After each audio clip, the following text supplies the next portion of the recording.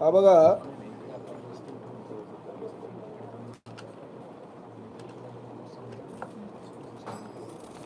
भरपूर आहे ही सगळ्यांची नावं घेण्यापेक्षा तुम्ही तुमच्या पद्धतीनं ती घ्या, कारण भरपूर आहेत. हे असं म्हणजे जवळजवळ 6 पेजचं उत्तर त्यांनी मला दिलेलं आहे.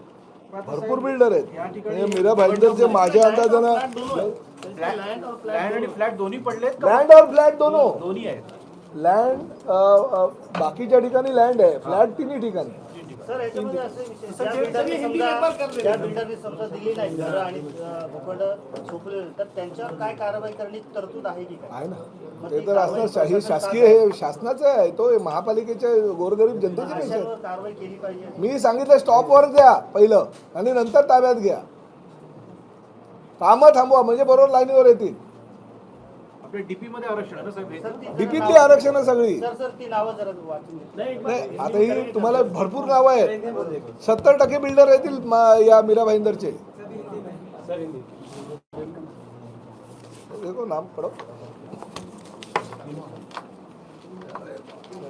कैमरा लेके.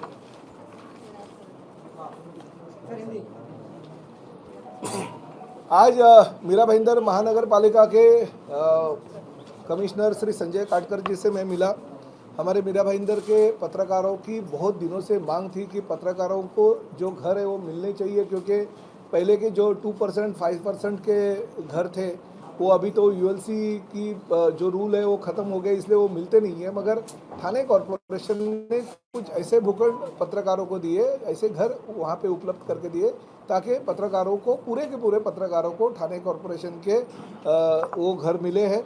तो उसी तरह से मीरा भाईंदर की सभी पत्रकारों ने माननीय मुख्यमंत्री जी से मुलाकात की थी. मुझसे 2-3 बार मुलाकात की और उन्होंने कहा कि हमें घर चाहिए. तो कुछ ज्येष्ठ पत्रकार मेरे पास आए थे. मैंने उनको कहा कि आप जगह ढूंढ को दो, क्योंकि थाना में लोगों ने, पत्रकारों ने जगह ढूंढ के दी तो हमें तकलीफ नहीं होगी, हम तुरंत गवर्नमेंट से परमिशन ला के वो करा के दी थी. मगर मीरा भाईंदर में जब भी मैंने सोचा कि थाने में अगर पत्रकारों को घर उपलब्ध हो सकते हैं नियम के अनुसार, तो मीरा भाईंदर में क्यों नहीं. तो मैंने लेटर दिया नगर विकास डिपार्टमेंट जो है, टाउन प्लानिंग हमारा. तो धक्का बैठने वाली बात सामने आई कि खाली पत्रकारों को घर देने के लिए मैंने कुछ चीज़ निकाली बाहर. उसमें से बहुत सारा मसाला बाहर आया कि मीरा भाईंदर शहर के 70% डेवलपरों ने जो महापालिका के भूखंड रहते हैं, जिसके ऊपर रिजर्वेशन है, जो आरक्षित भूखंड है, जो सुविधा भूखंड है, वो कॉरपोरेशन को हैंड ओवर ही नहीं किए.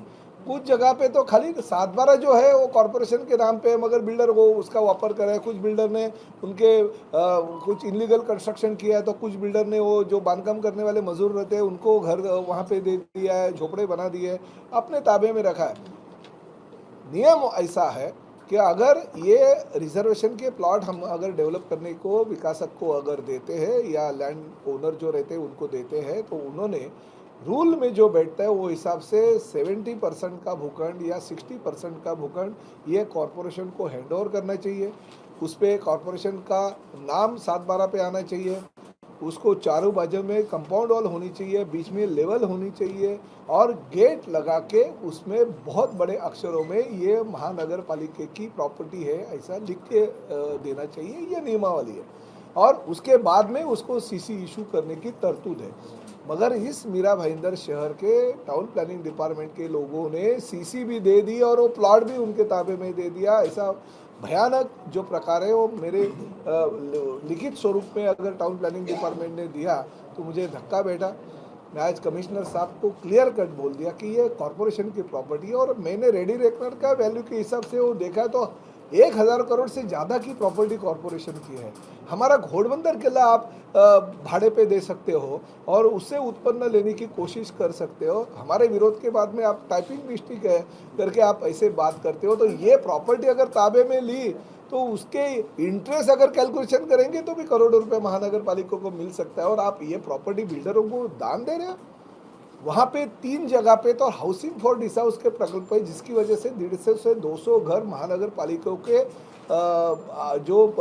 हमारे विस्थापित लोग हैं उनको देने के लिए, हमारे पत्रकार लोगों को देने के लिए मिल सकते हैं। अच्छे अच्छे लोकेशन पे वो घर है, तो ऐसे घर हमारे होने के बावजूद हम MMRDA को मांग करते हैं, भीख मांगते हैं कि हमको घर दे दो, विस्थापितों को घर देना है। हम नगर विकास डिपार्टमेंट को बोलते हैं कि भाड़ा के घर हमको दे दो। हमारी प्रॉपर्टी खुद की होने के बावजूद भी अगर ये चीज़ें अगर कॉरपोरेशन में होती है तो मैं ये करे होने नहीं दूंगा। कमिश्नर साहब को मैंने क्लियर कट बोला है, मैं इस शहर का जागरूक लोक प्रतिनिधि हूँ। मैं कतई ये भ्रष्टाचार जो टाउन प्लानिंग डिपार्टमेंट में हो रहा है उसके ऊपर पाबंदी लेके आऊँगा। जो भी डेवलपर ने महानगर पालिका को फंसाया उसके ऊपर गुना दाखिल करो। उसका जो बांधकाम जगह पे चल रहा है वो बंद करो, उसको स्टॉप और नोटिस दे दो जब तक वो हमारी प्रॉपर्टी हमारे ताबे में नहीं दे देते। और कमिश्नर साहब ने वो मान्य कर लिया। मैंने 15 तारीख तक की डेडलाइन दी है। 15 अगस्त तक अगर ये आप नहीं करोगे काम तो 16 तारीख को टाउन प्लानिंग डिपार्टमेंट को ताला लगाने में खुद वहाँ पे जाऊँगा। सर कितने मीरा भाईंदर शहर में बिल्डर है? ये जो यादी उन्होंने दी है उसमें खुद लिखित स्वरूप पे 70% तो बिल्डर दिखते हैं। ये गोपाल द्विवेदी नाम का बिल्डर है, उसके करीबन 200-250 करोड़ रुपए की प्रॉपर्टी उस पर दिखती है जो महानगर पालिका को अभी तक मिली नहीं है। और रिजर्वेशन अपना कॉरपोरेशन का है और 7/12 भी कॉरपोरेशन का नाम है, मगर जगह पे उसके ताबे में कुछ किसी ने इनलीगल कंस्ट्रक्शन किया है, किसी ने वो झोपड़े बनाए अपने बिल्डर के काम साइट पे काम करने वाले। तो ये क्या चल रहा है? ये क्या, ये जनता का पैसा है, ये जनता की प्रॉपर्टी है, जनता के नाम होनी चाहिए, कॉरपोरेशन के नाम होनी चाहिए और हम कतई होने नहीं देंगे। कोई टाउन प्लानिंग डिपार्टमेंट या शहर महानगर पालिका के कोई अधिकारी अगर खुद के स्वार्थ के लिए अगर ये बिल्डरों को आशीर्वाद दे रहे हैं तो हम कतई चुप नहीं बैठेंगे। हम सत्ताधारी पार्टी के विधायक होने के बावजूद भी अगर हमारी मालमत्ता जो महानगर पालिका क्षेत्र के हमारे लोगों की है, गरीब नागरिकों की है, अगर उनकी प्रॉपर्टी उनके ताबे में 15 अगस्त तक नहीं आती है तो 16 तारीख को शिवसेना के माध्यम से सीधा ताला बंद आंदोलन टाउन प्लानिंग डिपार्टमेंट हम बंद करेंगे। सर मनपा के अधिकारियों की मिली भगत के बगैर ये काम नहीं हो सकता, ये आप भी मानते हैं? मैंने वही कमिश्नर को बोला है, भले ये जो नए ADDP आए उनके कार्यकाल में नहीं होगा, आपके कार्यकाल में नहीं होगा, आपके कार्यकाल में अभी तो मैंने देखा नहीं है किसके कार्यकाल में वो ये चीज़ें सब होगी, मगर पुराने किसी के भी कार्यकाल में हुई रहेगी तो उनके ऊपर भी कार्रवाई होनी चाहिए। और जो बिल्डर है जिन्होंने फंसाया उनके ऊपर तो कानूनी कार्रवाई होनी चाहिए, उनके ऊपर तो गुना दाखिल ही होना चाहिए। सर, सनटेक बिल्डर को लेकर आपने शिकायत दी थी कि वो सरकारी अस्पताल नहीं बना रहे, वो बात कहां तक पहुंची और क्या चल रहा है सर उसमें? 30 तारीख माननीय हाईकोर्ट की वो तारीख थी। सनटेक बिल्डर के जो फ्लैट बेचे थे, मुझे जो मालूमात कल ही हो गई है टाउन प्लानिंग डिपार्टमेंट से, करीबन उनके पास जो लोगों ने बुकिंग की थी उसमें से बहुत सारे लोगों ने बुकिंग कैंसिल कर दी, ये पता चला। और कल ही कॉरपोरेशन के माध्यम से एफिडेविट कोर्ट में दाखिल हो गया है कि ये पूरी की पूरी प्रॉपर्टी ये जो कॉरपोरेशन बनाएगी और राज्य शासन इसको हमको सपोर्ट करेगी और राज्य शासन के माध्यम से हम ये अस्पताल बनाएंगे, ऐसा एफिडेविट वो रिजर्वेशन के प्लॉट का हाई कोर्ट में दे दिया गया और अगली सुनवाई 8 अगस्त को है। मैं अगर कोई फॉलोअप करता हूँ तो पूरा का पूरा फॉलोअप करता हूँ, नहीं तो मैं पूरा करता नहीं। सर नायक साहब, माहिती अनुसार मैं बता रहा हूँ, मीरा भाईंदर में 498 फ्लैट यहाँ पे खाली है जो ULC के 2007 से हैं, उसमें सब लोग बिल्डर लोग भाड़े पे दिए हैं और यहाँ के पत्रकार 100-150 है। ULC के सेक्शन 21 के तहत यहाँ सब पत्रकारों को दिया जा सकता है 1 BH, 2 BH, 3 BH। ये माहिती बता। अरे आपके लिए आप झगड़ा नहीं करते हो, अभी मैं झगड़ा कर रहा हूँ ना, मेरे को सपोर्ट दो, मेरे पीछे रहो, सपोर्ट इधर आओ ना, मेरे पीछे रहो।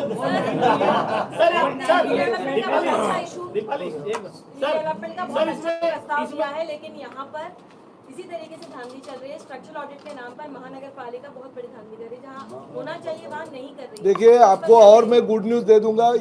ये बात अभी तक तय नहीं हुई, मगर मैंने मुख्यमंत्री जी से कल ही मेरी बात हो गई है, नगर विकास डिपार्टमेंट के प्रधान सचिव आसिम गुप्ता जी से मेरी बात हो गई है और शायद अगस्त महीने में ही, यही महीने में मैं मीरा भाईंदर शहर के 1994 के पहले यानी 30 साल पुरानी इमारतों को रीडेवलपमेंट के राइट्स ये सब मैं लेके आऊंगा, ये आपको मैं वचन देता हूँ। सर इसमें एक नाम है, वो नामी कंपनी में नहीं जा रहा था, 7-Eleven कंस्ट्रक्शन कंपनी है, एक मनोज। नहीं, देखिए मैं किसी का नाम नहीं लेता हूँ, आपको न्यूज़ मिल जाएगी, मगर मेरी महायुति में लफड़ा हो जाएगा। सर दूसरा मुद्दा, हे इन्व्हेस्टमेंटचा मुद्दा पुन्हा उपस्थित केला जातो. मागच्या अनेक वर्षात उपस्थित करण्यात आला. राज्य सरकारने आदेश दिलेले, राज्य सरकारने त्याच्यावरचं नाव हटवायला सांगितलेलं आहे, बरोबर.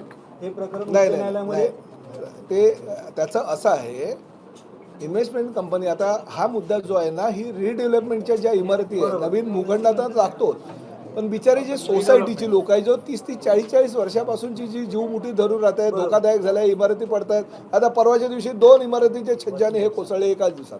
हे भविष्यामध्ये ह्या धोकादायक इमारतींचा फार मोठा प्रश्न या शहरामध्ये निर्माण होणार आहे आणि तो निर्माण होऊ नये यासाठी मी राज्य शासनाला विनंती केली होती, लक्षवेधी त्याच्यावर टाकली होती.